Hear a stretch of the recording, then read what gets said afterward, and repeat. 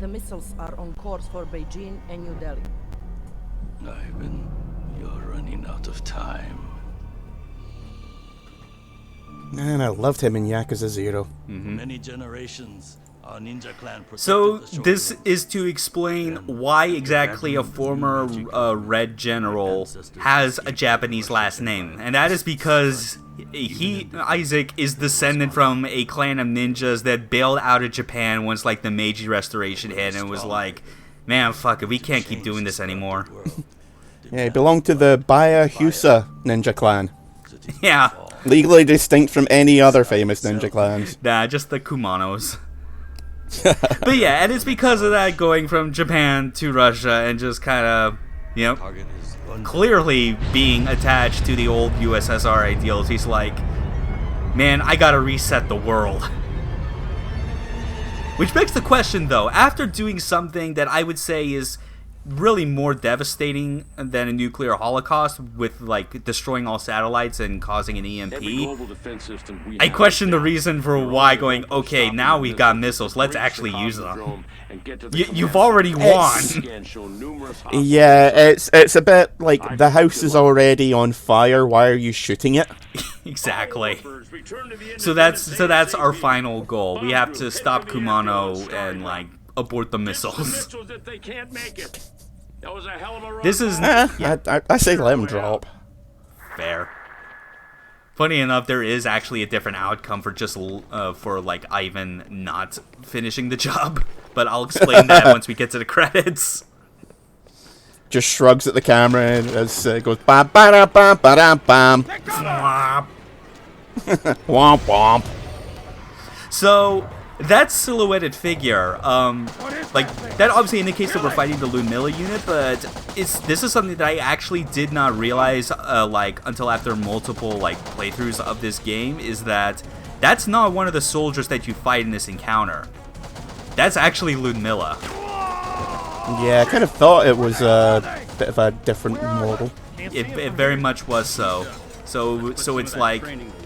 So that's the thing, like we saw at the beginning of the cutscene, there was Isaac and there was also Ludmilla, you know, the blonde Russian woman.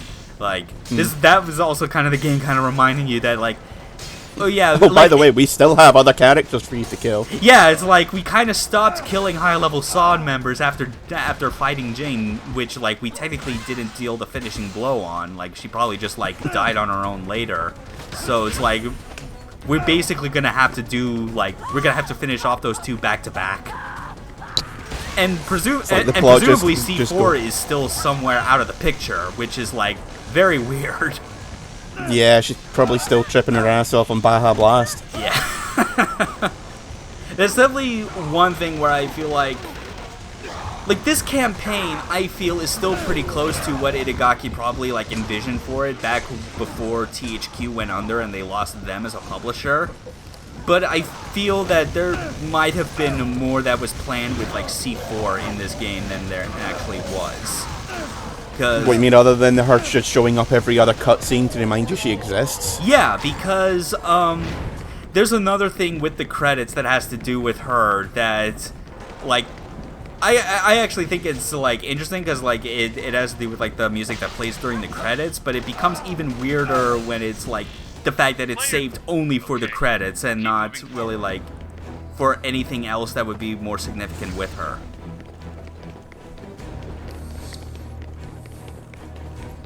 But yeah, this is actually going to be, like, in terms of, like, pure gameplay, this is, like, one of the shorter, almost shortest missions in the game. Like, it's up there with Mission 1. In fact, much like Mission 1, this is actually one of those where my final score is not going to break past the 100k mark.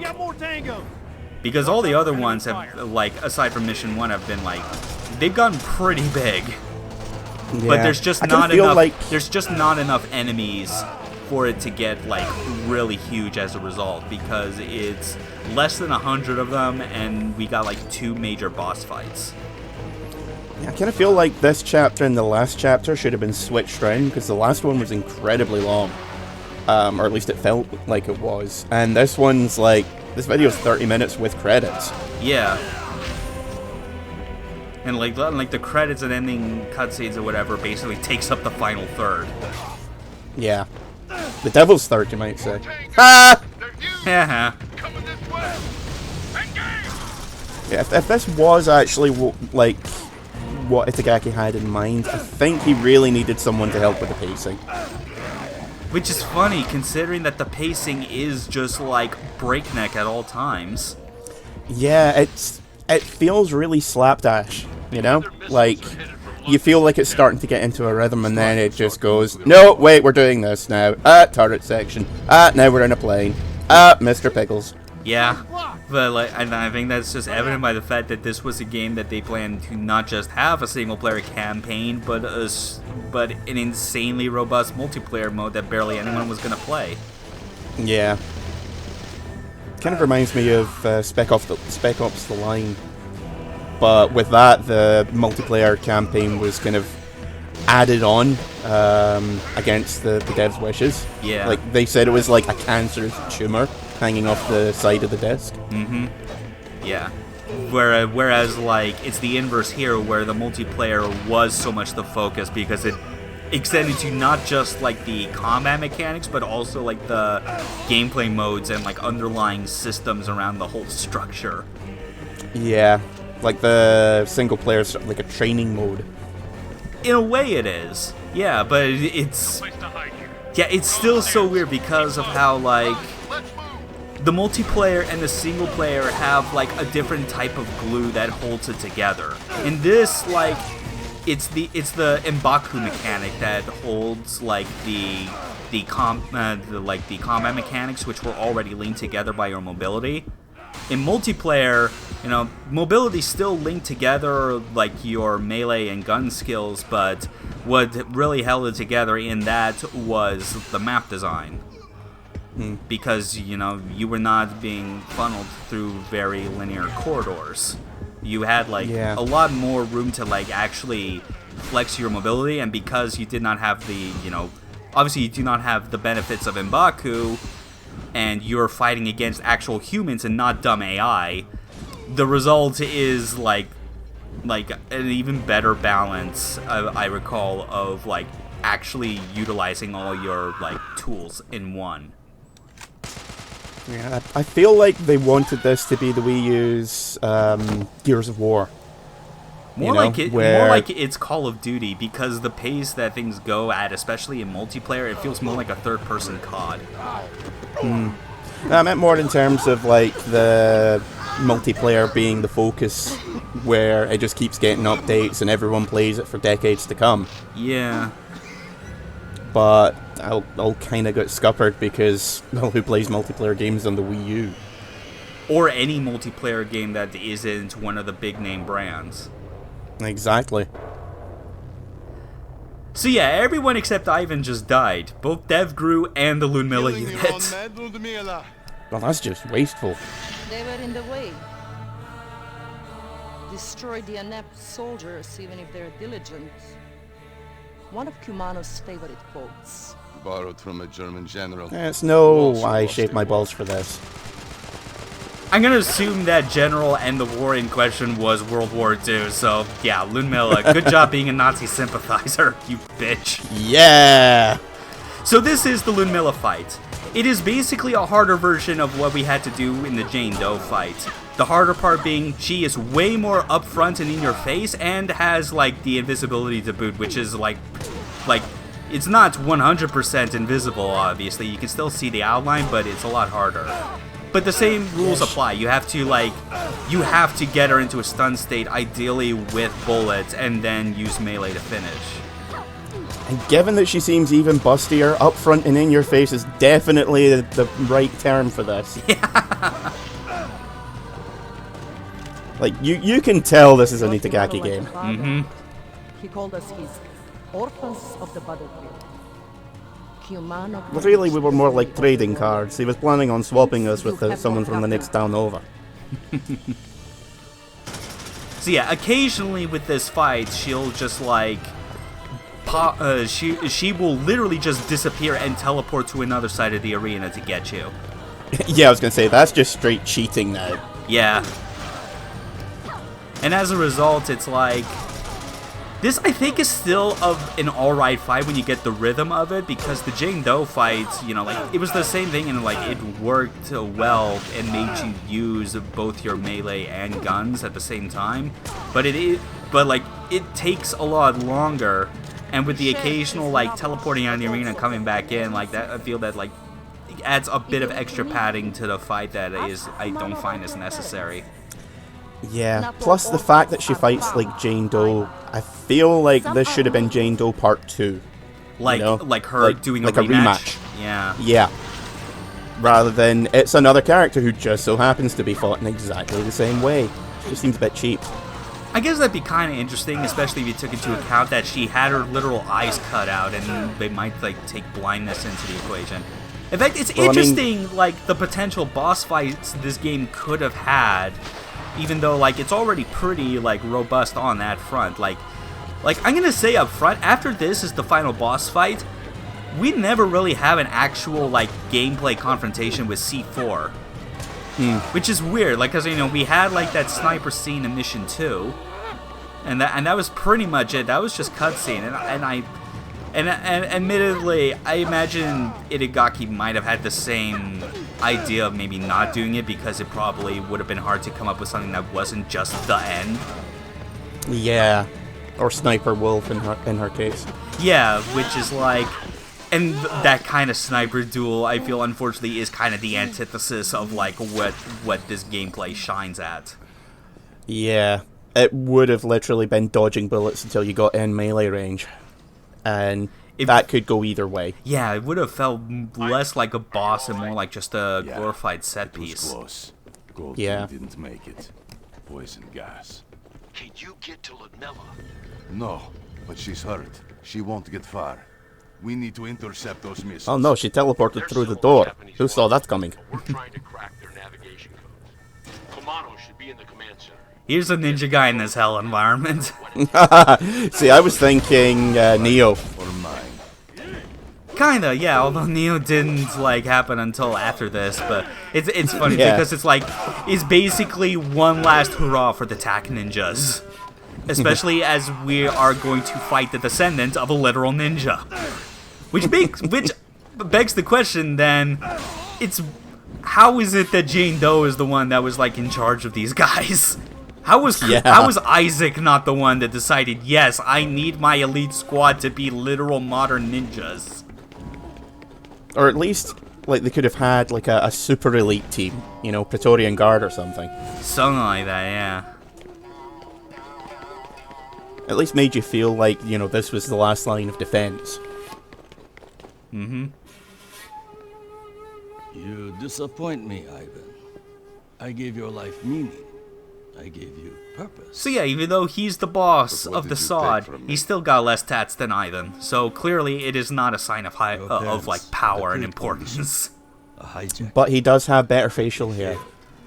Put in our And a gold bitchin' at risk. Naruto They headband. died by my own hands. You And you were cut from your mother's womb. please refrain from using the N word on this LP, please. War divides us. Our goal is a single nation. I'm gonna have to cut that out now. You realize A that? single rule. And we order millions to do it. Sacrifice, not murder. Just beep it out and make everyone think that I've said something really bad. Especially when you say, please don't say the N-word. I'm like, whoa, no. We only mention the name of proper ninjas here. Thank you very much. Ah, great. He thinks he's fucking Darth Maul. I won't die so easily. My disciples were granted a single genetic modification, but I have many, and I can use them all. And I'm not even gonna tell you what they are. I have Killing the gigantic wolves is a pain in kneecaps. the ass. As Stalin or Hitler. Amateurs.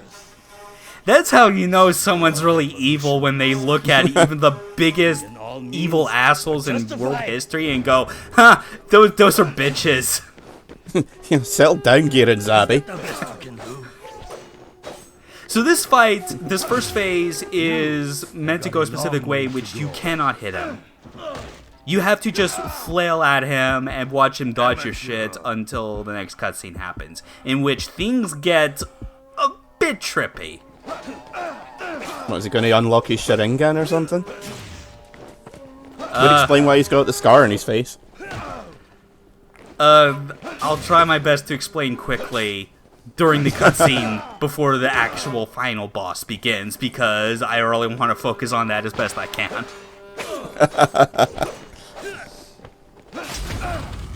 You are too simple to understand. Even with those silly glasses of yours, you are still a blind man.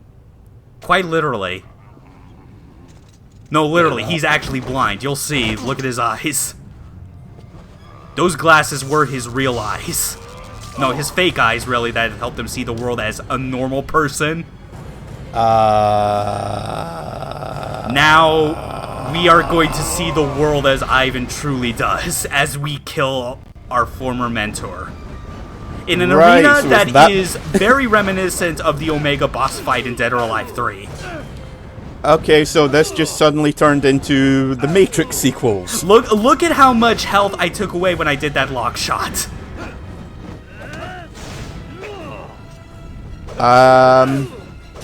So the game just completely shit the bed, and I don't think anyone's noticed. No, this is great. What are you talking about? This fight is awesome. Look, there's a blood moon in the background. Look how sick it is.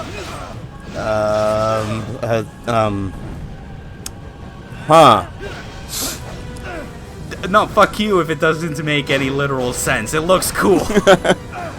It's a goddamn, like, one-on-one sword fight.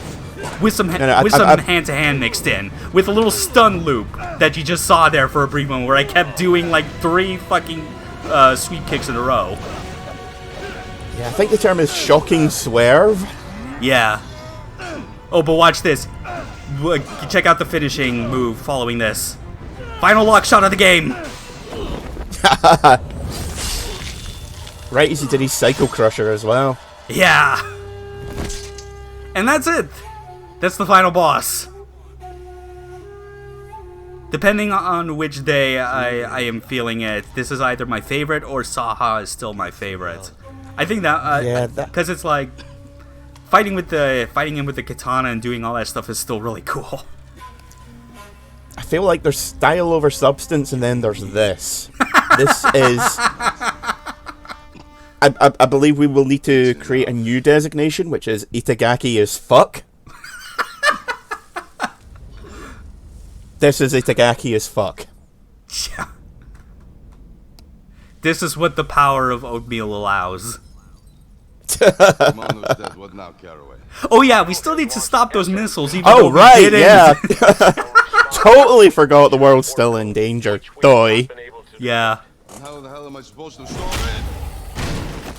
Ow, son of a dick. Oh, she's back. Oh, right, forgot about her as well. Yeah, this ending gets kind of messy. I am not gonna lie. I love the stylistic change for the boss fight, but everything after this and how it wraps up is just really, really stupid. It's kind of like the director's cut of Lord of the... What the fuck?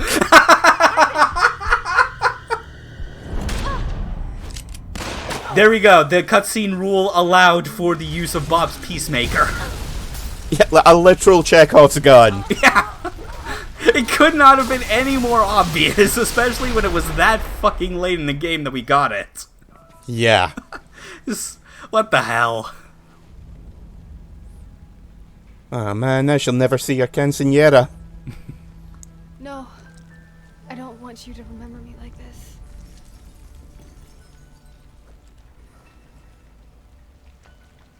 After I've died, you'll know me again. You're Like, not going to biblically? die. Believe me, C4. Let me know one thing. The You're missiles. illegal, right? Do you know the abort code? On Father Kumano's. So yeah, of all the tattoos that Isaac had, he's got a very important one on his arm. Ivan, the missiles are approaching their targets. Really? Yep, that's the passcode. Fucking Birth date really? and end date of the Soviet Union. Ah, Jesus fucking Christ, this game.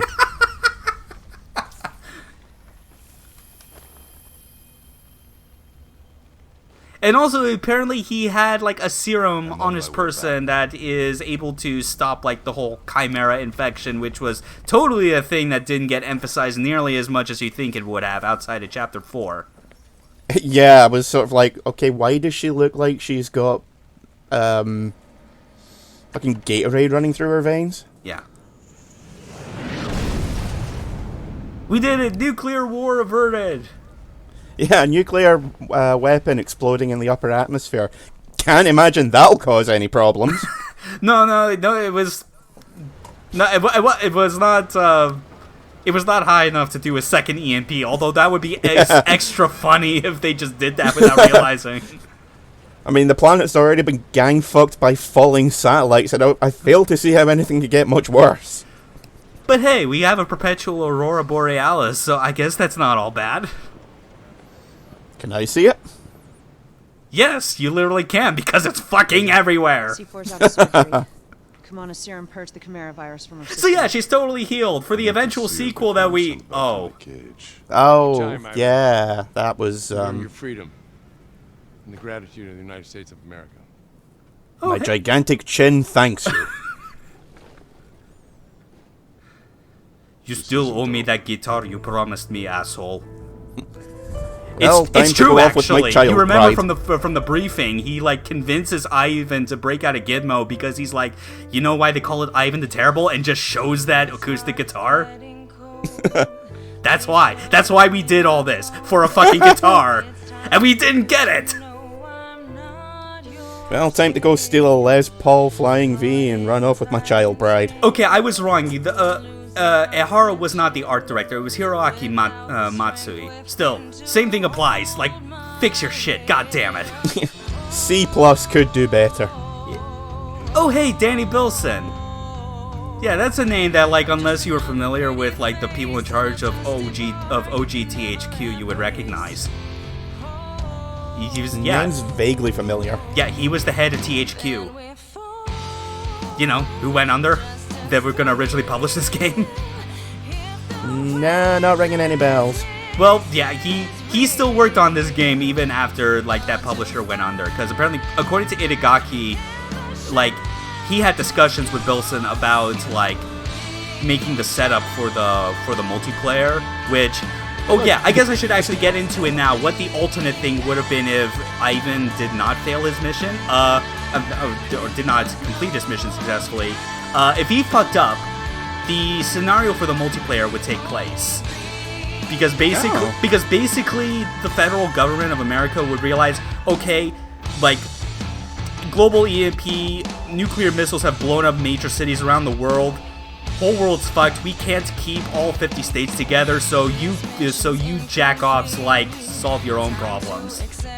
And then becomes like a balkanized state kind of situation where it's no longer states, it becomes basically like territories that are all formed by neighboring states that have like a common sort of interest in them. So obviously like California would be just like its own thing, but like the Pacific Northwest would like encompass things, you know, like Washington and Oregon. You know, it's almost like a Crimson Sky scenario, but with a way less interesting, like, series of events preceding it to justify it. That actually sounds like it had more thought put into it than any other part of the game. Yeah, and that's why, like, yeah, when you first start the multiplayer, you basically get, like, a notice from the federal government that basically describes, hey, we can't keep all these states together, you're gonna have to fight for your own freedom now, good luck. Join a clan or be a mercenary, who cares? Oh yeah, I should also mention before it gets too far ahead, this music that's playing, this is known as C4's theme, Bleed Out. I actually really like the song, but it also contributes further to like why, of all things, she is the one that gets a very profound theme like this, and it's only saved for the credits, when we barely had much involvement or interaction with her.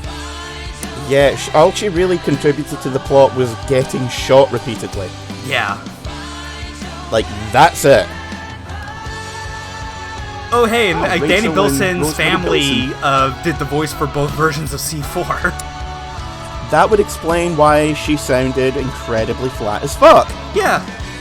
But in the meanwhile, like, all these other voice actors with different, like, ethnicities or names, like, I think I want to believe now that Ivan was voiced by a Russian.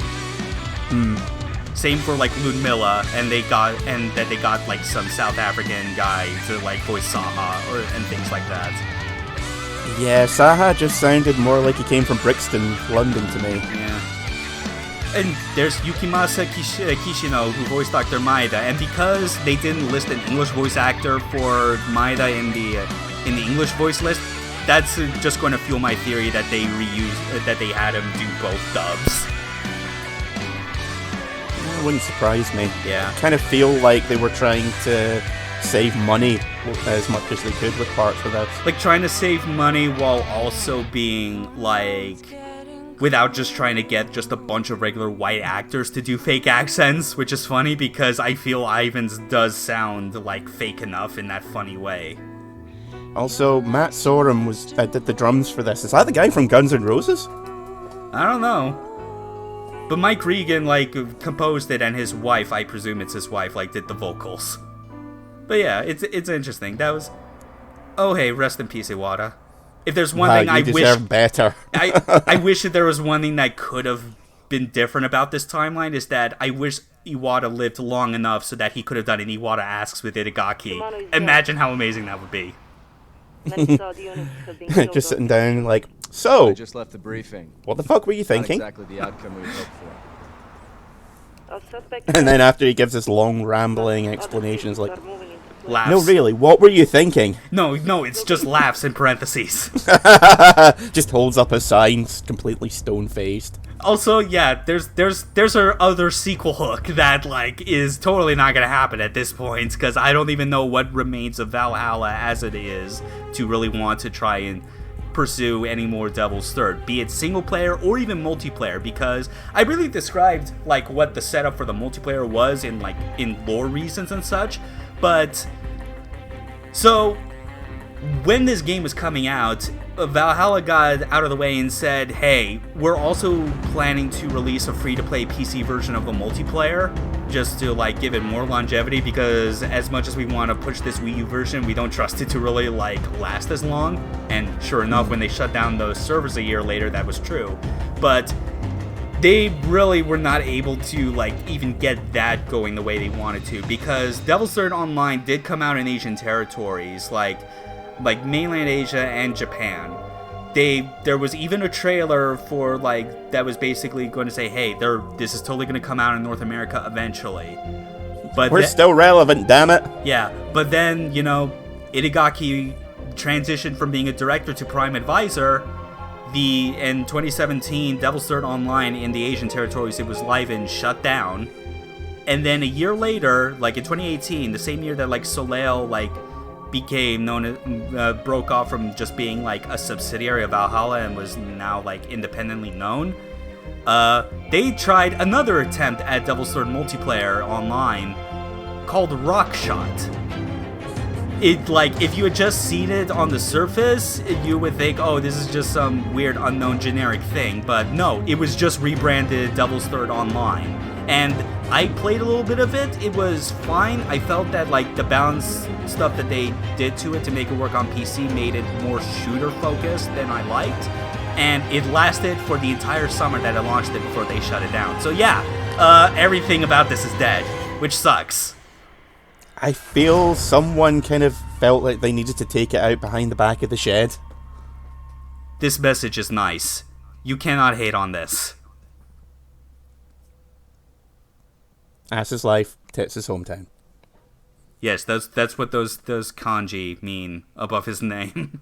Yeah, this was this is a hell of a game. It's super flawed, it's super jank. The multiplayer, which was the original best part of this, no longer works, but, like, Score Attack still saves it for me. It's still really fun to do this, and it's why I feel like, you know, I'd be fine living in a world where like there was no longer an attempt to like actually have the multiplayer running anymore. But I desperately want like a refinement of like what they had with this single player. I'd say it's like the way people were talking about it. Yeah, there's definite hyperbole about how bad it was. This is like slightly below average at worst. Yeah, and it's not a terrible game, but I don't see why everyone was hating on it so much. Yeah, because like it is. I have showed it in all 9 videos of this whole fucking thing. It is mechanically and functionally sound. Like, for all the development woes this game had, like, Itagaki, I can tell it was hard, but, like, was willing to still sacrifice on the things that, like, that outside looking in would, like, think looks bad. Obviously stuff like the graphics or the sound, stuff that doesn't have to do with the gameplay, because you can't really judge the gameplay until you actually play it, which makes it kind of difficult with a preview cycle for a game, But even then, like, the main problem a lot of people had with the Wii U was that it was graphically underpowered. So, by default, most games aren't going to look as good on the Wii U as they would on the PlayStation 3 or 4. I mean, it was Unreal Engine 3 running on Wii U. We know how that went for that system. What, are you suggesting that it chugged like a smoothie made of cottage cheese and bricks? I mean, you could have played any of the other games like, I don't know, Batman Arkham City, that one port that came into there, and like any of the others, and you could just immediately draw conclusions on how this was going to go. It's really unfortunate. Like, props to Nintendo for wanting to like publish this, because they desperately needed, like, at the time, a variety of different games on their dead platform. But at the same time, this would have benefited way more if it just had a PC version from the start. Mm-hmm. Like I said, I feel like it's like on the Wii U, it would stand out as being unique, but it just feels like a sort of low to mid-tier 360 game. Yeah, like I said, not terrible, but you'd play it once and then forget all about it until someone mentioned it. Yeah, this game is a 3 out of 5. It is not anywhere close to like a 1 out of 5. What is a 1 out of 5 though, just for comparison's sake? Fucking Left Alive. A game that, I guess just to like go behind the scenes on everyone is like, that's a game that I have tried on multiple occasions to get off the ground for an LP, just because I appreciate that game for different reasons compared to this one. I appreciate Devil's Third because it is a mechanically awesome game to play in spite of its jank. Left Alive is an amazing thing to experience because of the jank and how fundamentally broken it is on every level. So it's like, yeah, everyone just kind of like latched on to thinking this was the worst thing ever because of, like the graphics were to a certain degree of bad, and also because I'm sure with the big names attached to it, it was like, it just invited a lot more of like a jokey hate bandwagon, which is, I'd say, about as obnoxious as the overwhelming hype bandwagon that's certain like near perfect score reviewing games always tend to get. It's the inverse problem of that, Yeah, I think most of my 360 games and PS2 games are ones that like everyone ignored because they weren't quite great. Like fucking Nano Breaker, that was a really fun game. Oh man! But everyone was like, "Why is this game so terrible? You're a terrible person for enjoing it." It's not blood; it's cyborg juice. It's cyborg ribbons. Yeah, it's just... Yeah, this game's nice.